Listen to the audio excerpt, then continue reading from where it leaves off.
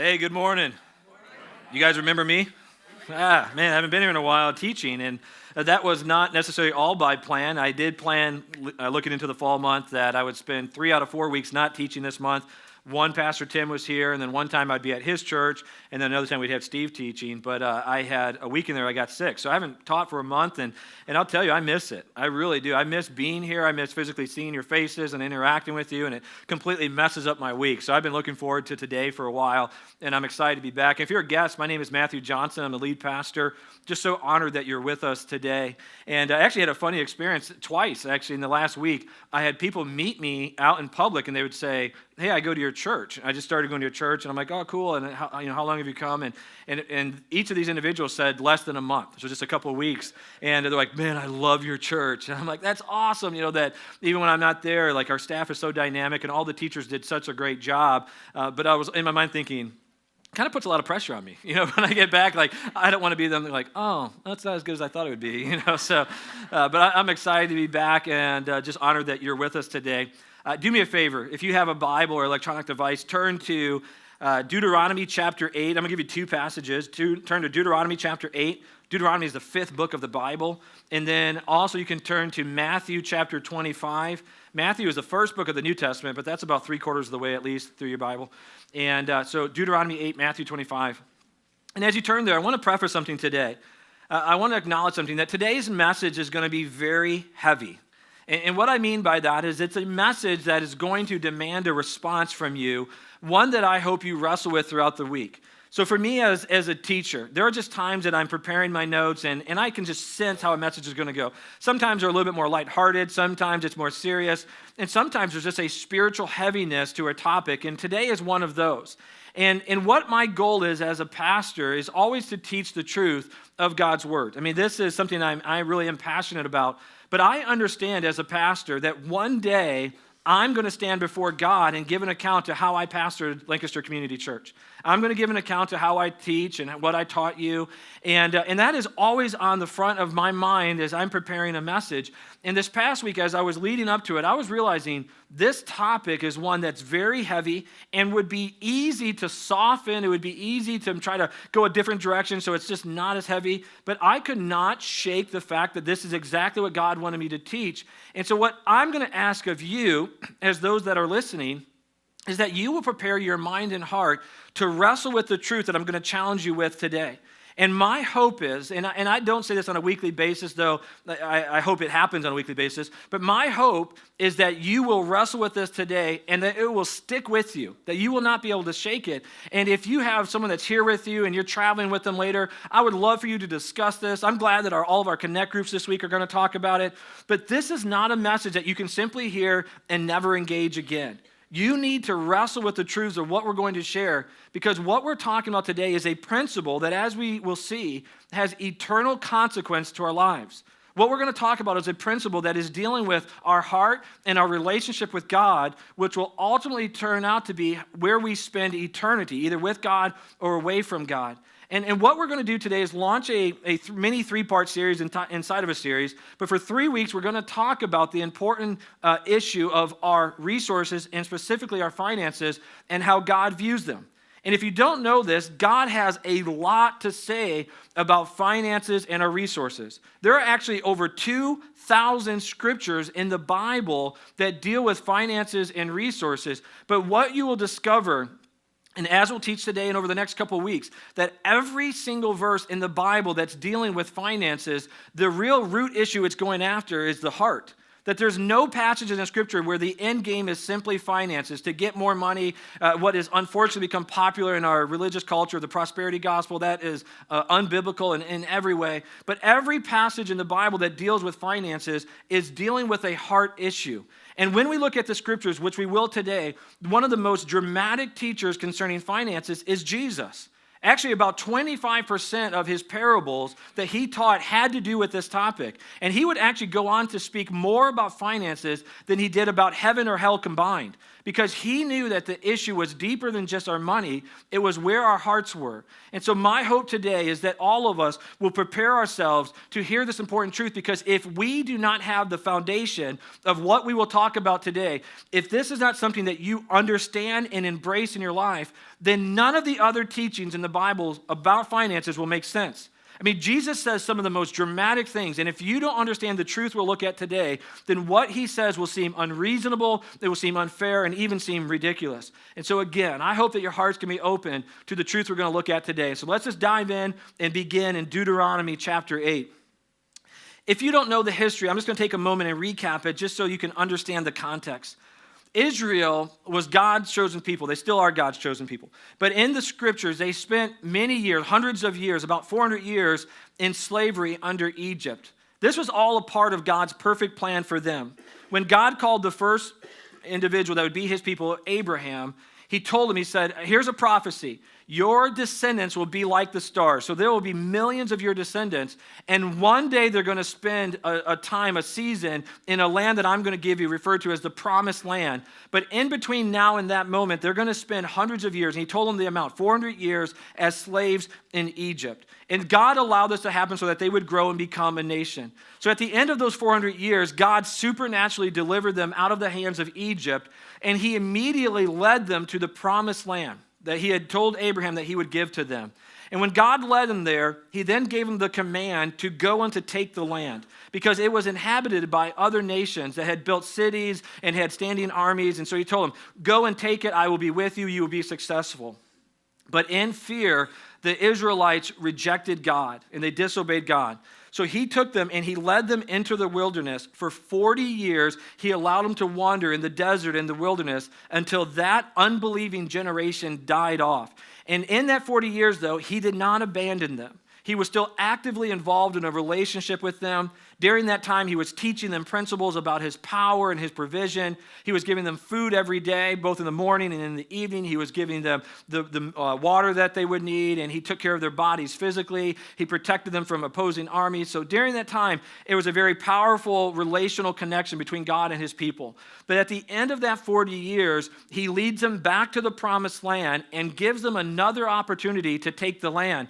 This time, they're going to respond in obedience and be successful. But before they go on and do that, their leader over the last 40 years, whose name is Moses, wants to recap all that God has taught them and then give them some instruction toward the future. And so he starts to remind them of all God has taught them.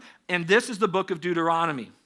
The entire book is Moses giving them both a recap of what God has taught them and some challenges for the future. And so Moses starts to tell them, he says, guys, you have to be purposed to obey God. You have to be purposed not to forget the commands he has given us. You cannot forget his power. You cannot forget how he's tested us over the last 40 years, allowing us to go through situations that would expose our hearts, to bring to the surface the things that we need to address and surrender to God. He says, you can't forget that. But then he says, but then there are some things you need to now implement in your lives, not just for you, but for future generations, so that they won't forget all that God has done. And so he starts to give them some encouragement. He starts to give them some commands and things he wants them to implement. And this is the book of Deuteronomy. So in chapter 8, what we're about to look at is a warning. But before he gets to that, Moses starts to speak prophetically about what God is about to do. And he says to the nation of Israel, at this point there's millions of them, and they're about to go into the promised land. And he says, I want you to understand, this next season of your life is going to be one of prosperity, that God is going to supernaturally bless you. And I'm paraphrasing now chapter 6 and chapter 8. But he says, you will go into this land and you will live, because you will conquer, but you will live in cities that you did not build. You will live in houses that you did not build, full of things that you did not acquire. So God's going to bless you with this. You're going to drink from wells that you did not dig and eat from vineyards that you did not plant, and the same thing of olive trees that you did not plant. And he just tells them, you're going to be incredibly prosperous. And this land you're going into is a land of, as he worded, of milk and honey. And there's going to be streams and lakes and rivers. And the ground is going to be fertile. And you're going to have wheat and you're going to have barley. You will never lack for bread. And in this land there will be precious precious metals. You'll have copper. You'll have iron. You'll be able to build things with it. And he's just going over and over about how God is going to bless them. And he tells them in this next season, your silver and your gold will multiply. Your herds and your crops will multiply. And you will become wealthy. And so this is good news to them. But then after he prophesies all of that over them, he then gives them this warning in chapter 8, verse 17. He says, beware, lest you say in your heart, my power and the might of my hand have gotten me this wealth. And when you see this warning, in this moment, I think if we're being honest, it seems unnecessary. Because the audience that he's speaking to are individuals that are not wealthy. They came out of slavery, and even though God blessed them when they left out of slavery, they have spent the last 40 years wandering in the desert. During that time, God had to provide daily for their needs. So God gave them food, God gave them water. God even miraculously allowed it so their clothes didn't wear out, but they were wearing the same clothing for that time. Their shoes didn't wear out, their ankles didn't swell, so God took care of them. But this is not a prosperous group. So over the last 40 years, they have not been acquiring wealth. So for them to have this warning, you would look at it and say, it's unnecessary. Because this whole generation, as they now go into and attack and go after nations that have standing opposing armies, trained in military might, and they're going to conquer them, it would be so clear to them that God has supernaturally blessed them that you would go, it's unnecessary to warn them. No one in this group would ever forget that all that they have is a gift from God. But what Moses knew is that eventually that thought would start to fade. As this generation went into the houses and went into the cities, and they started to do their own work and started to reap the benefit from it. So they started to build their own houses, and they would harvest the crops and plant new crops, and they would develop systems of barter and trading with each other and with other nations. And as they started to mine the metals, and they started to just be successful in their lives, what Moses is saying is at some point, they're going to get to the place where they go, look at what I have done. And they'll start to lose sight of the fact that God has supernaturally given them all that they have. And the reason that we're confident that they would do this is the same thing that we do. Unless we are purposed to not think this way, all of us naturally look at what we have in our lives and we go, I've done this. This is a byproduct of my hands and my working. I mean, think about it. I went to school. I studied hard. I got good grades. As a result of that, I got accepted into a good college where I worked hard again and I studied and I got good grades. And so I got a good degree. And because of that degree, I got this job. And in that job, I led well and I worked hard and I got promoted. And so I did this. Or for some of you, it's I am good with my hands and I developed that skill and I built this and I started this company and I risked everything and through my blood, sweat, and tears that I have developed this and I'm smart and I'm talented and I use my resources and all of us naturally, and when we look at our finances and we look at our resources and our house and our cars, it's natural for us to go, I did this. This is a work of my hand. I put in the labor. And then even though we would probably never want to admit this, we then naturally look at other people who maybe haven't put in the same work ethic, maybe people that we work with, coworkers, and we see them not as successful. And all that does is reaffirm in our minds, I work harder, I'm smarter, I'm more successful, I did this. This is a work of my hands. And Moses says, you can't do that. You can't embrace that posture. And then he goes on and he addresses that issue that we would say, I did this. And he says, okay, in verse 18, you shall remember the Lord your God, for it is he who gives you power to get wealth, that he may confirm his covenant that he swore to your fathers as it is this day.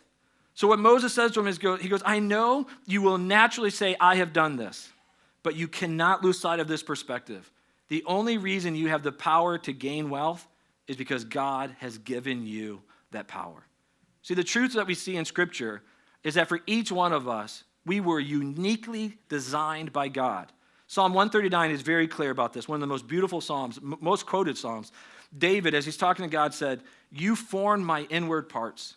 You knitted me together. You intricately wove me together in my mother's womb.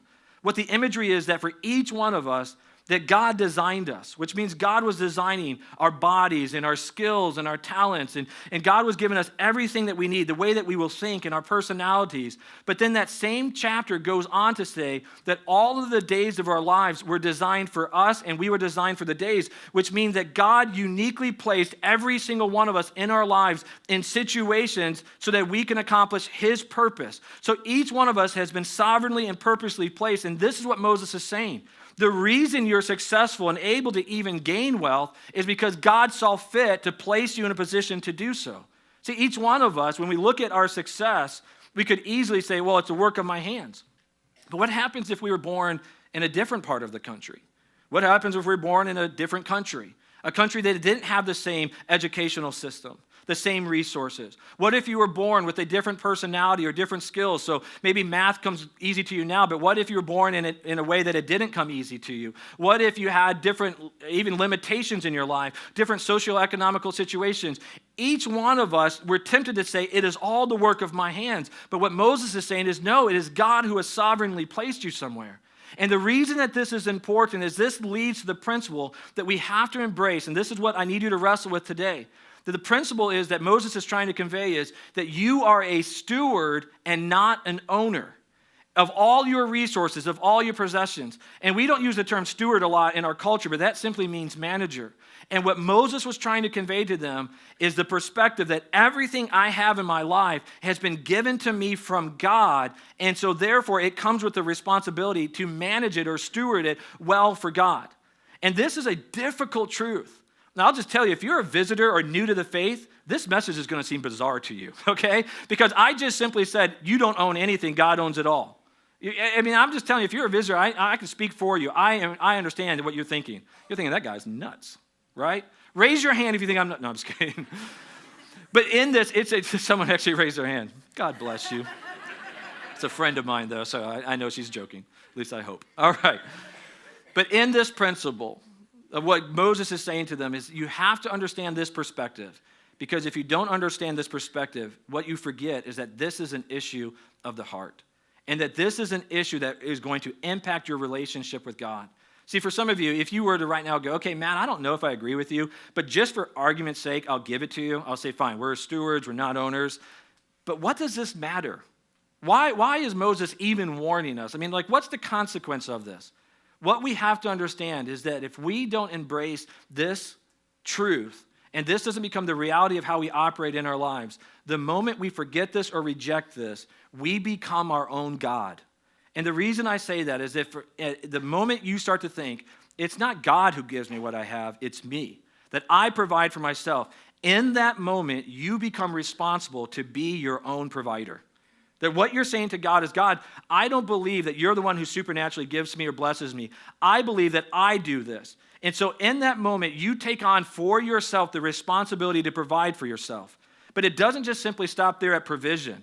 Because if you have to provide for yourself, then the truth is you also have to defend for yourself. You have to become your own defender, because culture and life has a way of attacking what is ours. And so in that moment, now you're pushing God aside saying, you're not my defender, I'm my own defender. But it doesn't even stop there, because if you're your provider and your defender, that means you also have to make decisions in your life that will help you provide and defend, which means you start to direct your life. So you become your own director. And in the moment that you become your own provider, defender, and director, you are pushing God aside and saying, God, I will be my own God.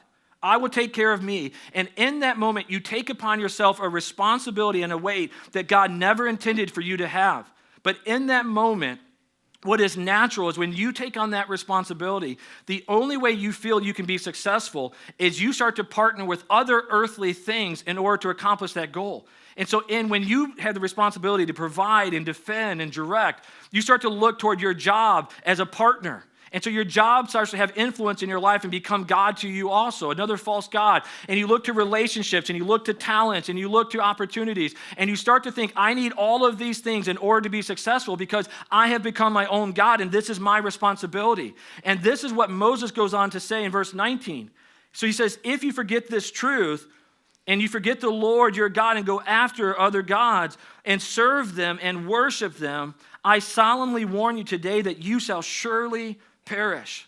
So here's Moses, who absolutely loves the people, When you study the scriptures, he is one of the most compassionate men in scriptures. He loves them really as a pastor. And he's been with them for 40 years, and he's saying to them, guys, I don't want any of you to experience destruction. I don't want any of you to walk down a path that's going to destroy what is valuable in your life. But he warns them, but if you push off the hand of God and you quit seeing God as your provider of all things, and you start to think that you're responsible, he says, let me tell you where that path ends. I promise you, he says, I solemnly swear to you, it ends in destruction.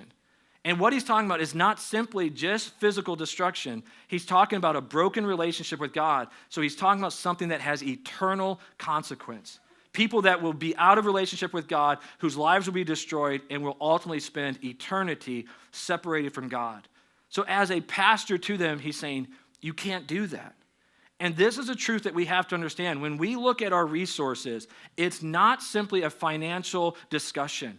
It's a discussion of the heart, and a discussion of the heart becomes a discussion about our relationship with God, which becomes a discussion about our eternity.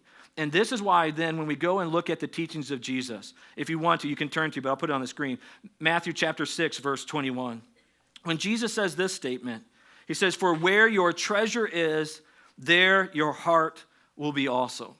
So this is a common verse. Let me just, by a show of hands, how many of you have heard this verse before? Okay, vast majority of the room. This is a very common verse. We hear this. For where your treasure is, there your heart will be also. But I want you to, for a moment, to pause and think about the profound truth and truths that come from this one statement. Jesus, who created you. It says that in John chapter 1, that all things were created by him and through him. So Jesus, who created you, who knows you, who searched your heart, he says, here's a truth about humanity. We can't escape this, that your heart and your treasure are connected. Wherever your treasure is, there your heart is also. They are uniquely connected. And though we would want to argue with this, if you argue with this, you're arguing with your Creator. And that's a lose-lose situation, okay? We agree on that. So Jesus is saying your heart and your treasure are connected. But then think about what that implies in our lives. Think about the truths that come from that. Here's the first one. Your perspective on how you view your money will determine how you invest your money. Is that true? So your perspective on money, so if you look at your money in your life and you go, I'm the owner, I have the rights, I have the responsibility for it, then how are you going to invest your money? You're going to invest your money to benefit you as the owner.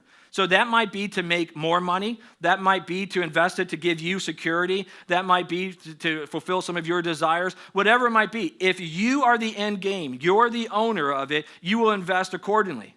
But if you take a perspective and say, I'm not the owner, I'm a steward, then your sole purpose will be to invest that money in a way that will make the owner happy. And if we're doing it in the context of God, if God is the owner, we will invest our money to make God happy. And so when we look at this, your perspective on how you view money, whether you own it or steward it, will determine how you invest your money. Well, then this leads to another truth. How you invest your money will determine how you invest your heart. Jesus says your heart and your treasure are connected. There's no way to separate that. And so as an owner and as a steward, you start to invest your finances. In that moment, you're also investing your heart. So if you're investing your finances into your own desires and your own wants, your heart is following suit. But if you're investing your finances in the things of God, your heart is following suit. So this leads to the next truth. How you invest your heart will determine your relationship with God. Would you agree that it's impossible to have a relationship with God if you don't invest your heart in that relationship? Would you all agree with that? I mean, we would all obviously say that in a romantic or friendship relationship. You would say you can't be married to or connect to a person that you don't invest your heart into that relationship. Same thing with friendships. And this is a truth of our relationship with God. If we don't invest our hearts, we cannot be in a relationship. But we can't invest our hearts if we don't invest our finances. But then here's the next deeper truth that comes with it. Your relationship with God will determine your eternal destiny. And this is the power of this statement, that Jesus is saying the same thing that Moses warned the nation of Israel. He was saying, this is not a financial issue alone. This is a heart issue, and it's a heart issue that will determine your relationship with God, which will ultimately determine where you spend eternity. So when Jesus speaks this, he speaks it as a warning and as a command that we have to recognize how we view our finances will determine how we invest them. How we invest them will determine our relationship with God, which will ultimately determine our eternity. Let me show you one more example. Turn now to Matthew 25. I asked you to put a marker there, but Matthew 25. So Jesus starts to teach a parable. A parable is a story with a lesson. And we're going to look at in the middle of this in chapter 25, verse 14. So Jesus teaches this parable that illustrates this whole concept of stewardship. And we're going to pick up in verse 14. And it says, for it, and we'll come back and discuss what it is later, this idea. But he says, for it will be like a man going on a journey who called his servants and entrusted to them what? Say it out loud. His property, okay? So this master, it's his property, but he's given it to his servants, which means that they have now become stewards of his property. So this is a story with a lesson. This is Jesus talking. I'll explain what it means later. He says, to one he gave 5 talents, to another 2, and to another 1, to each according to his ability. Then he went away. And so when you look at this, a talent is 20 years of wages. So if we try to give it a modern day numeric number value to it, it would be, so in our culture, I think the average median income is like $26,000. So to the first person, it would be like him giving him $2.7 million, I'm rounding here. The second person, he gave 2 talents, and that would be about $1 million. And to the third person, he gave about $500,000. So the master looks at them and their abilities. So he knows what they're good with, what they're responsible for, and he gives them resources according to their ability. So to one, he gives a lot more. He gives 5. To one, he gives 2. And then to one, he just gives 1. And he goes off on the journey. And it goes on in the story, and it says that the first guy who had 5 immediately put them to work. He invested the 5 talents, and he was able to double the return. So he now has 10. And then the second guy who had 2 did the exact same thing. He invested the 2 talents, was able to double it. But then it says the third guy knew that the master was hard, a difficult man, and so he simply buried it. I mean, he put it into the ground and said, when the master comes back, I'll dig it back up and just give it back to him. So then the master returns. And when the master returns, he's now going to call them into account for how they treated the resources that he entrusted to them. And it says the first guy comes up and says, I doubled your money. You gave me 5, I've given you 10, and he gives it back. And in verse 21, it says, his master said to him, well done, good and faithful servant. You have been faithful over a little, and catch this now, I will set you over much. So he's going to even give him more now because of how he's treated that. Then he uses this phrase. He says, enter into the joy of your master. He welcomes him in, and I'm going to come back and explain that in a moment. And then the same thing happens to the second guy. He comes back and he gives him the master the 2 talents, and he says, I've given you 2 more. And the master has the same response, well done, good and faithful servant. You have been faithful in a little, I will put you over much. Enter into your master's joy. But then it says the third guy comes to him and says, master, I knew you were a hard man. I knew you demanded a lot, and you benefited from places that you didn't initially invest. And he said, I was afraid, so I buried it. And he says, I just simply want to give it back to you. But verse 26, it says, but his master answered him and said, you wicked and slothful or lazy servant. You knew that I reap where I have not sown and gather where I scattered no seed. Then you ought to have invested my money with the bankers, and at my coming I should have received what was my own with interest. So then he says this to his other servants. So take the talent from him and give it to him who has 10 talents. For to everyone who has will be given more, and he will have an abundance. But from the one who has not, even what he has will be taken away. And we'll stop there. So when we see this story just on the surface, that master rebukes that last servant and says, that's not acceptable. I gave you resources with an expectation that you would put them to use. And so this was a relationship breaker for that master. So now let's just take a step back and look at what Jesus was actually teaching with this.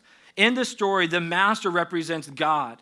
And God has given to individuals generously, but it's based on where he has placed them and how he has designed them. To each person according to his own abilities. And this is what we talked about earlier, that God has placed every single one of us. So God has ordained that some will have more monies than others, that some will be wealthier than others. And though you partner in that process and you put in the labor, it is still God's supernatural blessing. But within this story, the master gives to 3 different people, but there comes with an expectation that every single one of them will invest those resources for the purpose of the master, not themselves. That they will invest that for the betterment of the master. And so in this story, what God is saying is he gives us resources so that we can reinvest for the betterment of his kingdom. And when Jesus, who is teaching this, says that when the father comes back or the master comes back, His response to the first two who were faithful, who were good stewards of it, is he says to them, well done, good and faithful servant. You have been faithful with a little. I will give you even more. So he's going to supernaturally bless them more. And then he says, and enter into my joy. And here's the imagery of this, is he's saying, we're in relationship. Enter into a relationship with me forever. This is the idea of heaven. But to the other guy, he speaks to him in harsh terms because they're not in relationships. And he rejects him. But then if we were just to stop there and just look at it without even reading the next verse, and we just stopped and said, okay, there's the story. It should cause us to have pause. That the response of the master is one of rejection, and he's condemning him. He's saying, you should have used what I gave you for my purposes. If we just stop there, that's enough. A sermon could end there. That's the challenge. You must invest your resources for God. But then he says in verse 30, something that just takes the weight of this to a deeper level. In response to that wicked, lazy servant, he says, and cast the worthless servant into the outer darkness. In that place, there will be weeping and gnashing of teeth. That phraseology, weeping and gnashing of teeth, is one that you will find throughout the Gospels, and it always, 100% of the time, is referencing hell. 100% of the time. It's actually found 5 times in the book of Matthew alone, and every single time, it's talking about hell. And so when Jesus is speaking to his disciples, he's warning them and saying, you have to understand this deep principle. How you invest the resources I give you is more than just a financial thing. It is a representation of your heart, a representation of our relationship, and ultimately will determine where you spend eternity. You see, in this story, the way to fully understand Matthew 25 is actually to understand it in the context of Matthew 24. In Matthew 24, Jesus is walking with his disciples, and his disciples, for whatever reason, they point out the temple. And they look at the temple and they say, man, isn't this an incredible building? And Jesus prophesies and says, let me tell you something. That building is going to be destroyed. The temple will be destroyed, completely laid waste. Not one brick will be on top of another brick. And when he says this, the disciples come to him and they say, Jesus, when is this going to happen, that it's going to be destroyed? And so Jesus starts to prophesy about it, and it is often the case in the dynamic prophecies of Jesus, and actually throughout other scriptures, is that when they speak, they are oftentimes talking about an event that will happen soon, but then they're also at the same time talking about something that's going to happen in the distant future. It's just one of the powerful elements of prophecy. So when Jesus starts to talk about the destruction of the temple, he starts to reference things that are going to happen in AD 70, when the army comes in and lays waste to the temple and destroys it. But in the same moment in this discussion, Jesus starts to talk about the end times, when he's going to die and be resurrected, and he's going to ascend into heaven, and after some time, he's going to come back. And he starts to talk about that moment when he comes back. And he starts to give the imagery of what it's going to be when there's this separation between those who are in relationship with God versus those who are not. And he starts to talk about the judgment, and he's giving this imagery, and he's challenging his disciples, and he's saying, you have to be ready for that moment. That moment's important because if you're not ready in that moment, it will determine your eternal destiny. It will determine whether you spend eternity in heaven with God or in hell in separation from God. And then Jesus goes on and he gives them 4 stories or 4 parables so that they can understand the weight of this moment. And again, understand the context. This is our Savior talking, the one who is full of love and grace and patience. But he is giving such a strong warning that we cannot ignore it. And the first story he gives them, he says, I want you to picture that there was a master who also had a servant. And he put this servant in charge of his other servants, and that master went away. And when that master left, that head servant, in his arrogance, started to mistreat all the other servants and started to abuse them and neglect them because he was not expecting the master to return so quickly. But then Jesus says, but when that master returns and he finds that servant mistreating the others, here's his response. He casts him out. It says he cuts him to pieces, and he will be thrown out where there will be weeping and gnashing of teeth. So Jesus is talking to his disciples, and he says this imagery of how you treat the other servants of God, how Christians treat other Christians, it matters. There's an eternal consequence to it. So Jesus is challenging them, and he's saying, in this story, the servant is surprised when the master returns. He's surprised that he's not pleasing to him. He's surprised that he doesn't make it into heaven. But he is cast out into hell. And so Jesus says to them, understand this context. It matters how you treat other Christians. Then Jesus goes right into the next story, and he says, there was a wedding that was taking place. And the groom, and in that time, weddings would last multiple days. And he says, and the groom's going to come, and he's going to get, as Jesus worded this, the 10 virgins. And these would be like the bridesmaids. And he says, so in a day or so, he's going to come back, and he's going to get the 10 virgins. But 5 of them are prepared, and 5 are not. 5 are wise, and 5 are foolish. And the 5 wise, they're ready. They have everything that is ready to be, so when the groom comes, that they'll be prepared to go. And the imagery he gives is, he says they have a lamp. And they have enough oil so that it will continue to burn and give light so that they can be in the lookout and ready for the groom's return. But then there are 5 foolish virgins, and they don't care, and they don't have their oil ready, and they're just kind of lackadaisical about it. So when the groom comes, he takes the 5 wise with him, and he goes to the wedding feast. And when the 5 foolish find out about it, they go to the wedding. But when the groom greets them, he says to them, I don't know you. I don't even know you. And so they are cast out, not allowed into the wedding. And the imagery is clear. The wedding represents heaven, but the 5 foolish virgins are cast out, the imagery of hell. And what Jesus was conveying is that as Christians, we have to be spiritually ready.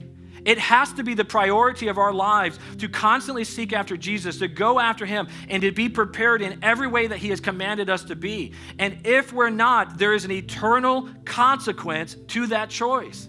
And then Jesus goes right to the next story. And it's the story of the talents that we saw. And I'm going to come back to that in a moment. And then Jesus goes to one more story. And it's the story of the sheep and the goats. And this is one that's probably the easiest to understand.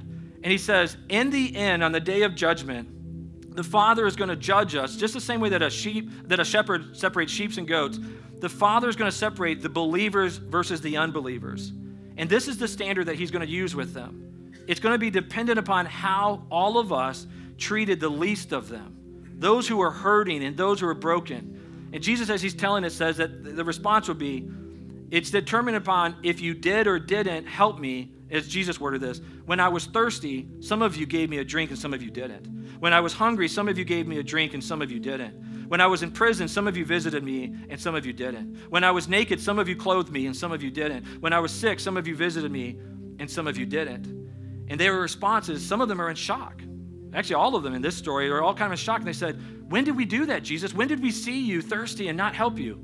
And he says, when you didn't do it for the least of them, you didn't do it for me. And so some are rewarded into heaven, and some are completely shocked that they don't make it. And they're condemned to hell, rejected by the Father. So it is in this context that Jesus tells the parable of the talent that has the exact same meaning. He's saying to his disciples, understand that all of you in the future generations will be given blessings from God, resources and finances. But how you treat them, how you invest them, how you view them will have an eternal consequence because it represents your heart and it represents your relationship with God, which determines how you will spend eternity. And in each one of these 4 stories, there's a group that is completely shocked that they don't know the master. They're completely shocked that they don't make it into the reward of the master. And this is my fear as a pastor, that we would ever be a group that is shocked to discover that we're not in relationship with God. See, again, when we talk about finances, we're not talking about money. The goal of this is not to get more money. For me as a pastor, the goal of this is not for the offerings to increase. The goal of this is for our hearts to be faithful to God so that we can connect in deep relationship with him. And so the challenge we have as we look at this is, what does this mean for our lives? What does it mean for us as we view the resources of our lives, our bank accounts, and our houses, and our cars, and our clothes, and our property, and our relationships, and our talents, and our abilities? Are we viewing them as that we are the owner, so therefore we have rights and we can do what we want? Or are we viewing them as stewards? And then the question is, God, if I'm a steward, how do you want me to spend it? How do you want me to use it?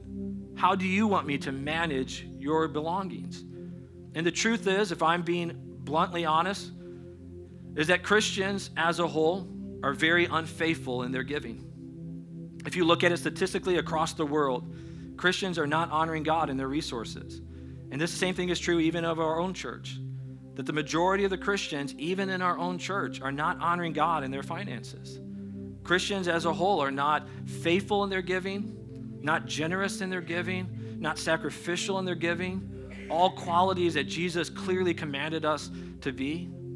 And so for me as your pastor, Honestly, you know this, it would have been easier for me to not preach this message. It would be easy for me to soften it, but I would never want to soften something at the sake of not challenging you. I would never want to be in a position where I cared more about your opinion than I did about your souls. And I care about you. I would hate for any of you to be one of those that is shocked in the day of judgment that you really didn't know God. And so in all of these areas, the question that we have to wrestle with is, do I really view my stuff as that I'm a steward? And if so, how will that look differently? So what I'm going to do now is I want to show you a video.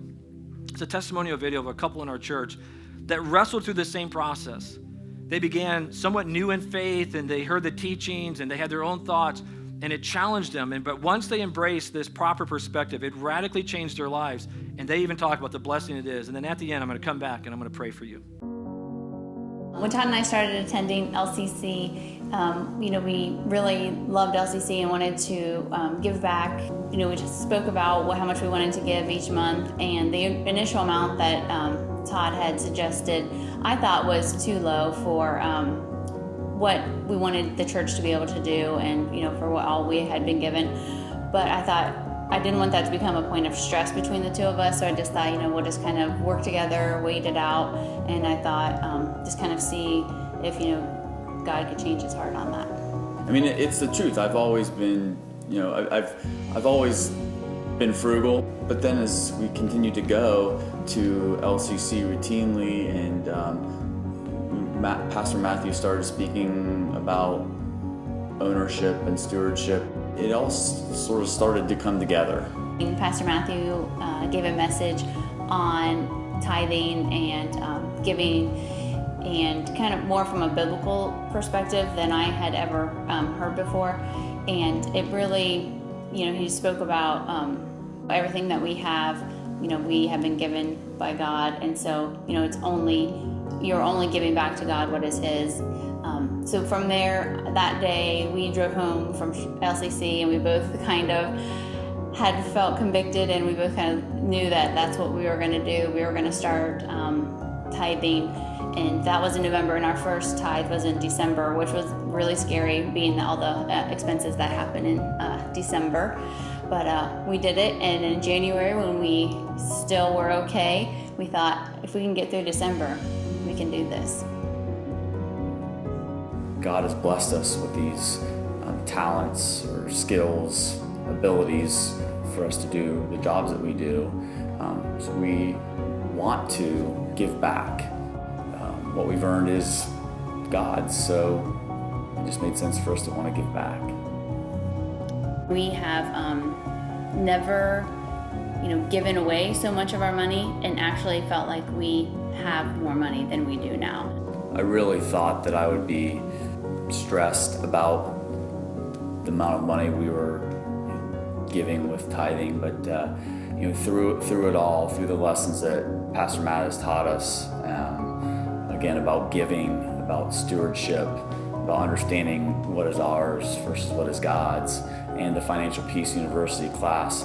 Like Leslie said, I've never felt so comfortable where we are financially, and we're giving more away now than we ever have.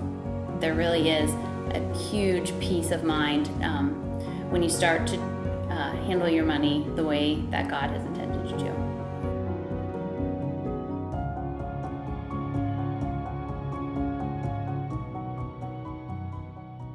So my challenge for us this week is to once again surrender back to God what he wants, and that is our heart.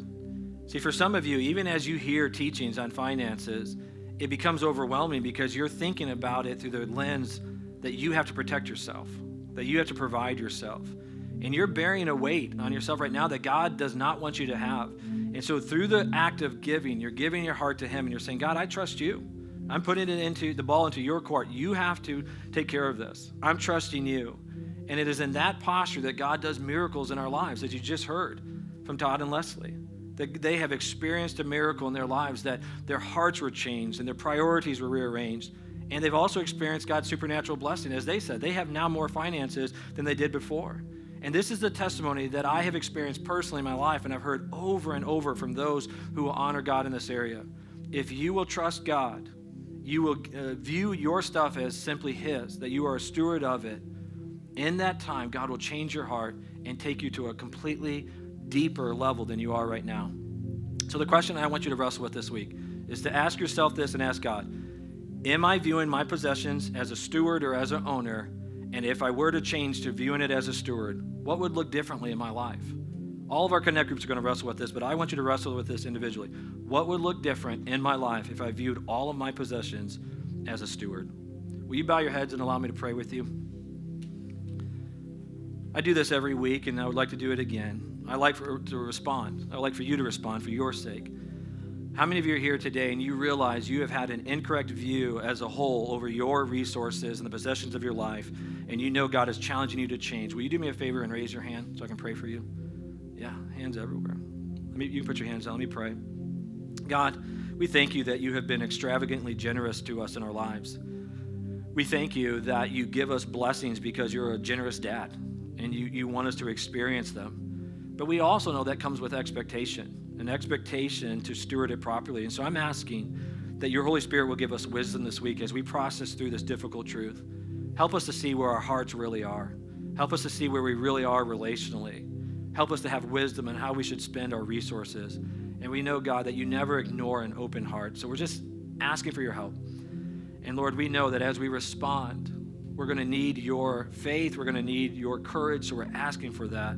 Help us to respond in a healthy way, in a way of obedience. And we know that you're going to bless us supernaturally. We love you, Lord, and pray all of this in your holy and precious name. Amen.